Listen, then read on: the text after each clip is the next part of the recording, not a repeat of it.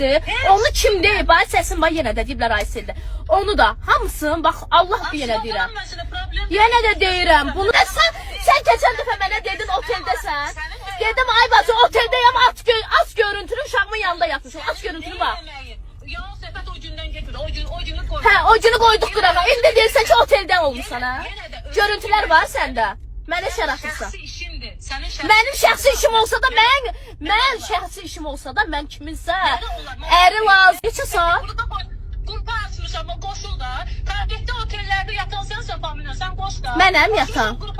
Mən yatmışam. Allaha şükür mənim yanımda. Mənim yanımda əgər mənim işçim olmasa deyərəm ki, hə, sən mənə indi bu dəqiqə şər atırsan. Allahdan qorxmursan sən? Dinə Allahdan qorxsaydım cəmaatın ərin niyə alırdım əlimdən?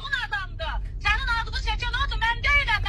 Bəs sən mənə deyə bilərdin Aysel. Sən mənə bir dəqiqə gözlə. Keçən dəfə yığdın mənə. Keçən dəfə bayaqdan danışırsan, şər atırsan gözlə mən də danışım. Keçən dəfə eşidirsən məni.